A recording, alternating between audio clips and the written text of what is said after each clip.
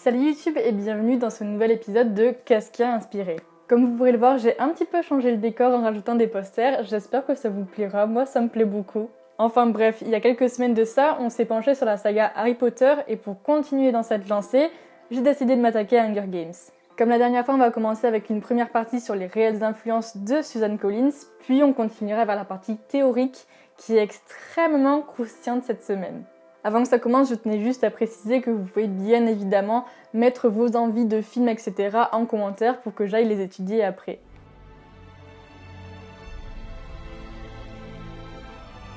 Je n'en avais pas parlé dans mon épisode sur Harry Potter, mais il est évident que beaucoup d'écrivains s'inspirent de la mythologie grecque, dont Susan Collins. L'auteur avoue même dans une interview qu'elle était fascinée par le mythe de Thésée. Si vous ne le connaissez pas, on raconte de lui qu'il aurait envoyé tous les 9 ans une poignée de jeunes garçons et filles combattre Minotaure. Non pas dans une arène, mais dans un labyrinthe abandonné. D'après certaines sources, on retrouverait aussi quelques similitudes avec la déesse Artémis.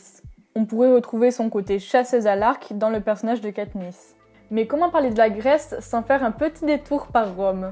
Tout d'abord, ce qui m'a vraiment marqué, c'est l'expression qui vient de la Rome antique, qui se dit panem et circenses et qui se traduit par du pain et des jeux. C'est quand même pas mal, non ?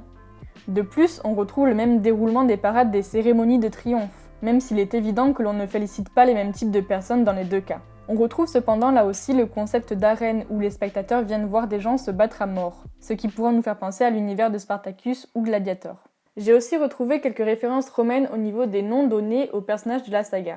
On retrouve par exemple le nom de Sénéca avec le philosophe romain Sénèque, qui dut se suicider sous l'ordre de l'empereur. Vous avez un sentiment de déjà-vu, non ?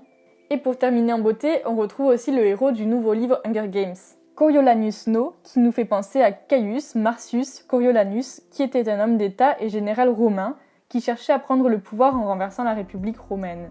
Susan Collins témoigna également: j'ai aussi été influencée par mon expérience de téléspectatrice passant d'une émission de télé-réalité à un reportage de guerre, me demandant ce que ce mélange de divertissement et d'horreur bien réel augurait pour l'avenir de notre société. Et il est certain que l'on peut comparer son œuvre aux télé-réalités que l'on connaît. Avec un groupe de candidats mélangeant jeunes hommes et femmes, cette coupure radicale à l'extérieur, les votes comme dans Secret Story, le présentateur qui anime et commente et bien sûr le public. L'émission télévisée qui se rapprocherait certainement le plus de la saga serait notre fierté nationale, Koh-Lanta. On retrouve un groupe d'hommes et de femmes abandonnés sur une île, donc on retrouve souvent la jungle et la mer, où ils vont devoir survivre et se donner au maximum pour être l'unique finaliste. Tout ça filmé à des fins divertissantes sans pudeur. Mais tout cela fait plutôt partie des théories vers lesquelles on va se tourner tout de suite.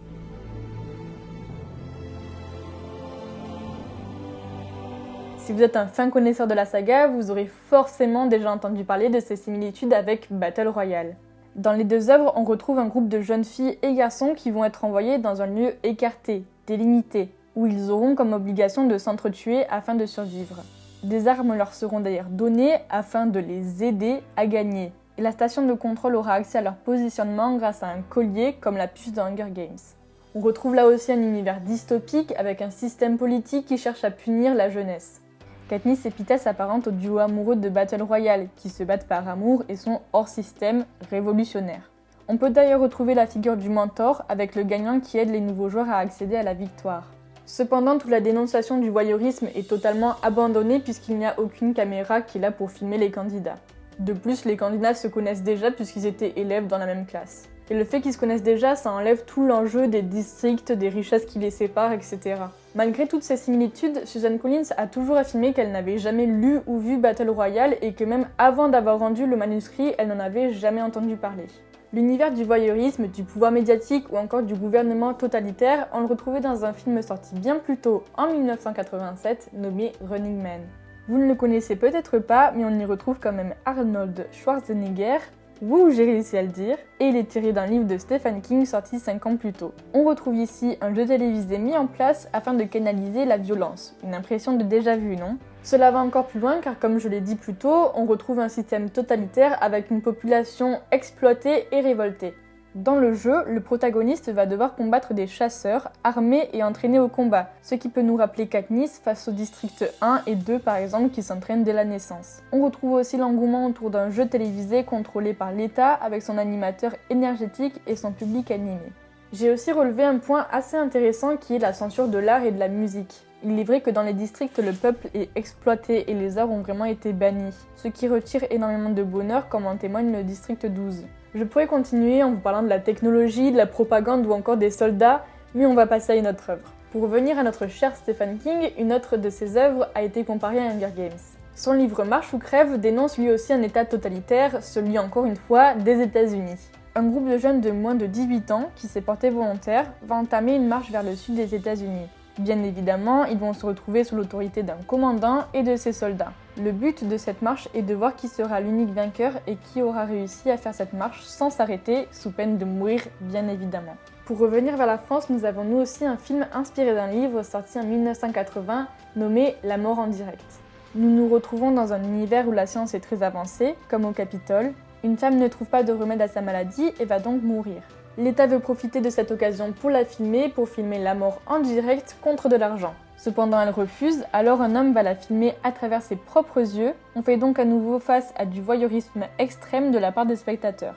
C'est une sorte de télé-réalité, même si à l'époque cela n'existait pas. Bertrand Tavernier, le réalisateur, aurait d'ailleurs tiré quelques inspirations du livre 1984 de George Orwell, que l'on peut aussi lier à Hunger Games pour son univers dystopique, son système de surveillance, son héros rebelle ou encore le découpage de sa société.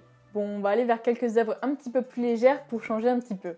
Suzanne Collins aurait confirmé avoir été inspirée par Sylvester Stallone pour le port de l'arc dans Rambo. On pourrait aussi se demander s'il n'a pas été inspiré par sa performance dans le film La course à la mort, qui parle d'un jeu populaire qui consiste à tuer des innocents. D'ailleurs, le port de l'arc pourrait aussi nous faire penser à Robin des Bois. Il rejoint Katniss sur son envie de défendre les minorités, de chasser dans la forêt alors que c'est refusé. Mais au final, même sa tenue d'archer peut nous rappeler Katniss. Mais je pense qu'au niveau physique, celle dont notre protagoniste se rapproche le plus reste clairement Lara Croft. On retrouve les vêtements de combat, l'arc, les cheveux tirés en arrière, mais avant tout, on peut les lier pour leur mentalité, leur puissance en tant que femmes sans limite, leurs aventures aux choix cruciaux, leur quête de survie, mais aussi leur amour immense pour leur famille. Je voulais terminer cet épisode avec une œuvre totalement différente de ce qu'on a pu voir auparavant, puisqu'il va plus se pencher sur le côté psychologique que physique d'Hunger Games. Si je vous dis The Truman Show, est-ce que ça vous dit quelque chose ? Dans les deux œuvres, les personnages sont oppressés et manipulés par une société et surtout par une personne au pouvoir politique. Ce contrôleur est d'ailleurs là aussi entouré d'une équipe qui l'aide à mettre en place ses envies. Comme le dit l'un des personnages dans The Truman Show, rien n'est faux, tout est contrôlé. Cependant, la différence majeure entre ce film et Hunger Games est le fait que les tribus savent qu'ils sont contrôlés et filmés, tandis que Truman n'en a aucune idée. Il ne sait pas qu'il est dans une émission avec un présentateur, contrôlé par un maître du jeu, avec 5000 caméras qui le filment jour et nuit. D'ailleurs, là aussi, la technologie est très développée et on retrouve la manipulation du feu ou encore la violence des vagues envoyées par le maître. Le lieu de vie de Truman est limité, et s'il essaie d'en sortir, des agents semblables aux pacificateurs viendront l'en empêcher. Et bien voilà, ce sera tout pour cette vidéo, j'espère qu'elle vous aura intéressé et vous aura appris quelques trucs. Je tiens tout de même à m'excuser pour les semaines d'absence, comme je vous l'avais annoncé, j'ai pris un petit peu de vacances, mais après ça j'ai eu une routine un petit peu chargée. Mais bon bref, c'est pas ce qui vous intéresse. J'imagine qu'on se retrouve la semaine prochaine pour une nouvelle vidéo, mais je vous promets rien. Je vous dis juste à très bientôt et je vous fais de gros bisous.